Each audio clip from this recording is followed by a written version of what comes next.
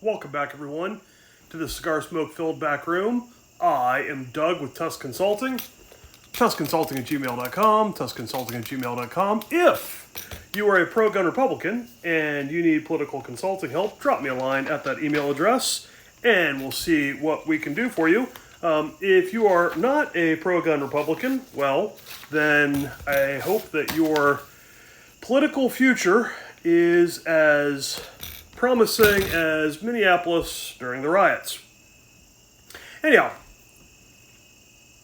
in the ongoing series about things that are not discussed enough in politics, or at least not discussed honestly enough in politics, today we're going to talk about the Electoral College map, especially as it pertains to the 2024 presidential election cycle. And before we get too far into today's video, the cigar of the day is a Diesel. This is from their Whiskey Rose series, Rabbit Hole.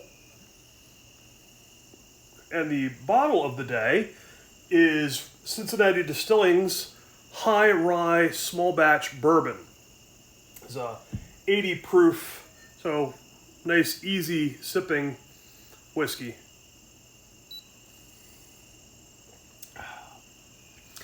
Anyhow, the Electoral College map. Let's first talk about a little civics review from high school. What is the Electoral College? Here in America, we do not elect presidents by national popular vote. Oftentimes you will hear, especially when the polling is being done by the media, they love to talk about the national popular vote. And they like to do that because, well, Democrats tend to do a little bit better. And that's whose side the media is on. So they love to talk about the national popular vote, but we have never elected presidents that way, never will elect presidents that way unless we change the Constitution, which I find unlikely. Instead, we elect presidents through what's called the Electoral College. And the Electoral College is made up of representatives from each state and Washington, D.C. Each state gets a certain number of Electoral College votes that is equal to the number of their representatives plus their 2 senators. So here in my home state of Ohio, we have 15 congressional districts, we have 2 senators, like every state has, and therefore we have 17 electoral votes.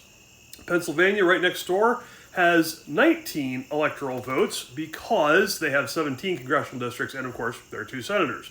Some very small states that only have 1 representative in Congress will get 3 electoral votes. Their 1 congressman and their 2 senators therefore make for 3. Anyhow, and D.C. also gets 3 electoral votes, by the way. Typically, the Electoral College votes for any given state are a winner-take-all affair. So whoever gets the most votes in Ohio will get all 17 of Ohio's Electoral College votes. Same thing in Pennsylvania. But there are a couple exceptions. Maine and Nebraska actually break it down by congressional district. So theoretically, one candidate could win the state as a whole, but another candidate could win one of the congressional districts, and they would get part of the Electoral College votes for that state. That's very much the exception. There's only 2 states I'm aware of that do that. Anyhow, because of this, you need 270 Electoral College votes to win. That's the magic number, 270. If it ends up 269 to 269, which is theoretically possible, that's a tie, and then it gets thrown to Congress. To the new Congress, it should be noted, because after all, the Electoral College meets after the new Congress has been sworn in. So voting for your congressman, voting for your senator really, really matters. Don't just go vote for president and skip everything down ballot. Look for your pro-gun Republican representative, senator, presidential candidate, judges, okay, up and down the ballot. Dog catcher, better be a pro-gun Republican. Whatever. Anyhow, I'm getting a little off. So, how do you get to 270 votes? And obviously you want more than 270, right? If you get exactly 270, just barely enough to win, then it is, it's a squeaker. What you want is you want a mandate. You want a big, bulky, manly, just crushing landslide. Destroy your opponent's hopes and dreams. And frankly, let us get to bed a little bit earlier on election night, okay? Instead of making us, stay up all night seeing what's going on. If it's, 300 plus electoral votes going one way or the other, people aren't going to be whining too much about recounts and we got to wait to see what, until all the absentees have been counted and, provisional ballots and blah, blah, blah. No. Give you a nice, big, healthy margin, and there's going to be a lot less debate over who won and who didn't. So, ironically, perhaps not ironically, there is a website called 270 to Win. And this is a website, if you haven't checked it out, you should, where you can go in and play around with who you think is going to win each state, and you can make your own map. And it's really cool. And Republicans are in red, and Democrats are in blue, and toss-up states are kind of in a tan color. And I went on 270 to Win, and I'm just going to, for the sake of this video, just be talking about their Consensus 2024 map, which looks like this. Now, that's the consensus map, and it's based off polling. And y'all know how I feel about polling, okay? But if you get enough polling from enough different sources, both left and right-leaning, some media, some research firm, etc., it is possible to glean some truth about the way things are probably going. So, that 270 to Win consensus map shows us a few things. And they establish, which states are going Republican, which states are going Democrat. So here, my home state of Ohio is in the Republican category, of course, and the Democrats have Illinois there in the blue. Okay, but notice these tan states. These are the toss-up states. Okay, and there's something that you need to understand in the current model of our political system. Swing states matter. They matter a lot. And if you think they don't, you're a fool. Okay? And there's a reason why the campaigns are seen heavily in those 5 swing states. Now, depending on who you ask, there's more than 5 swing states, but we're just working off of 270 to Win website Consensus 2024 map right now. Again, take the polling with a grain of salt, but let's just work off this. So, if you take all the states that 270 to Win consensus map has being Democrat, both all 3, solid, likely, or lean Democrat, you say they're all really going to Harris. That totals 226 electoral votes. Remember, you need 270 to win. If you take all the Republican states, solid Republican, likely Republican, lean Republican, and say that Trump wins all those, that's 251. So neither camp has, with their solid, likely, and leans, a 270 right now. So what does it come down to? 5 swing states. 5. Okay? And those swing states are crucial. They're Nevada, they're Arizona, they're Wisconsin, they're Michigan, and PA. Those 5. The largest margin right now that 270 to 1 to win shows for any of those,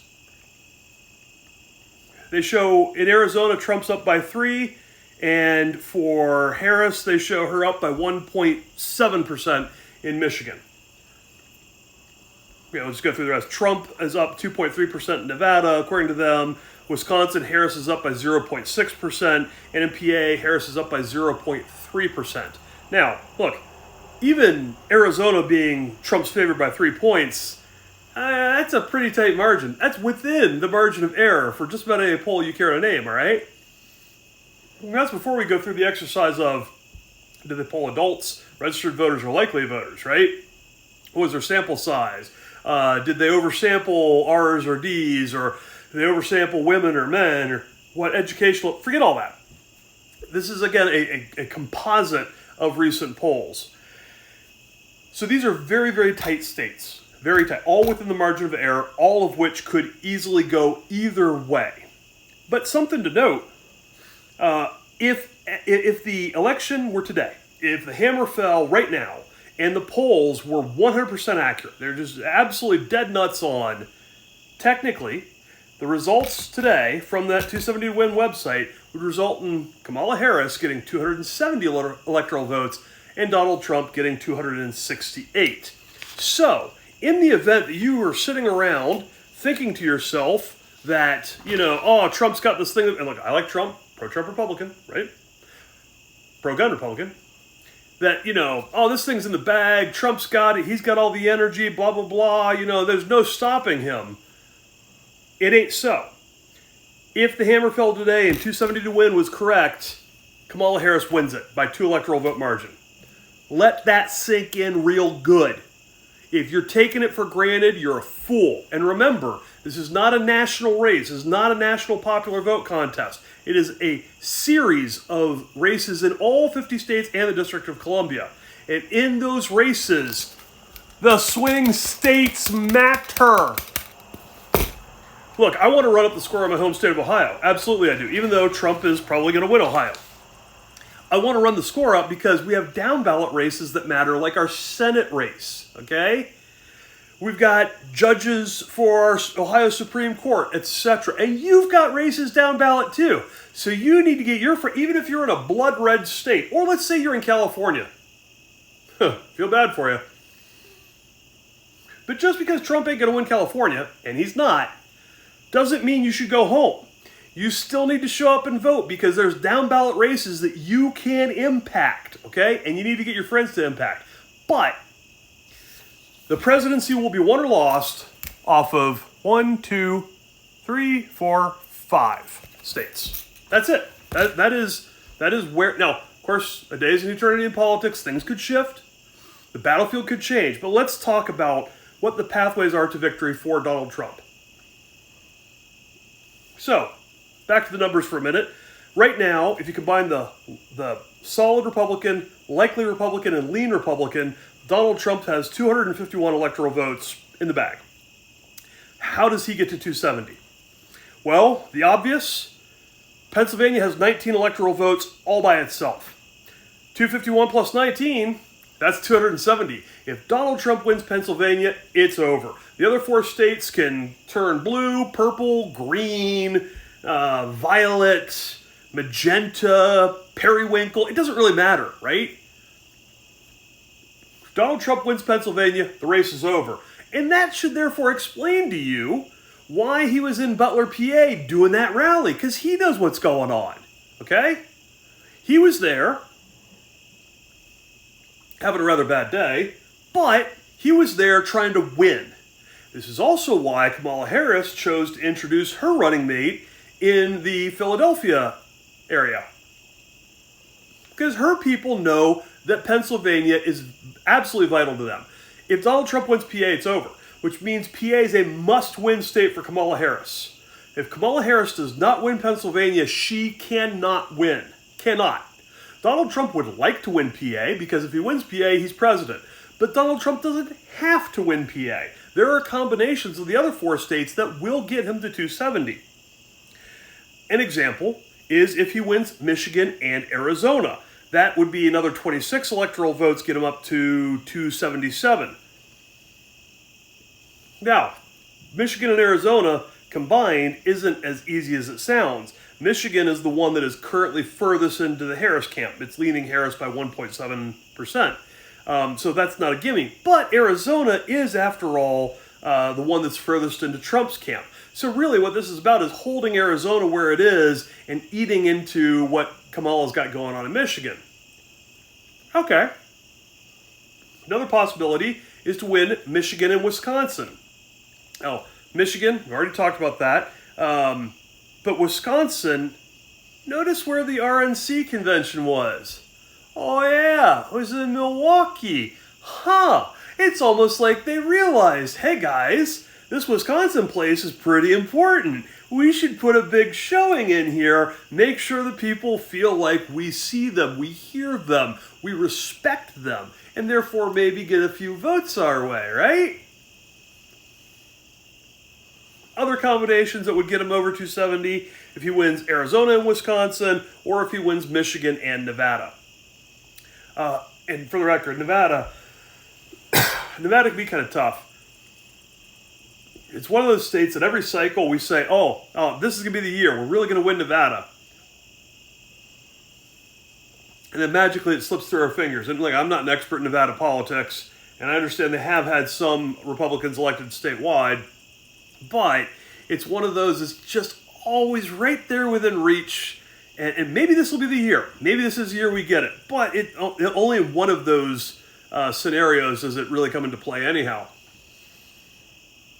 But as I say, the big fight is Pennsylvania. So if you've got any friends in PA, hey, give them a call, remind them to vote, and maybe nudge them the right way. So, in summary, this is not a national political popular vote contest. This is an electoral college contest, a series of elections in each state. And in that contest, swing states matter. They do.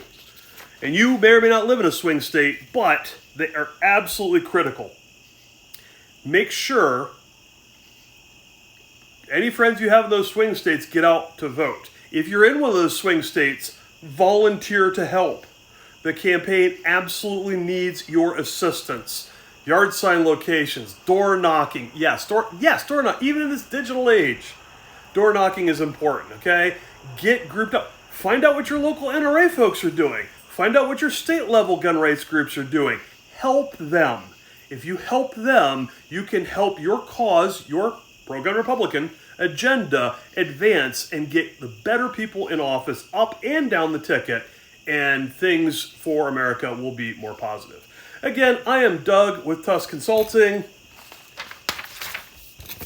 TuskConsulting@gmail.com. TuskConsulting@gmail.com. Thanks for your attention. Catch you in the next one.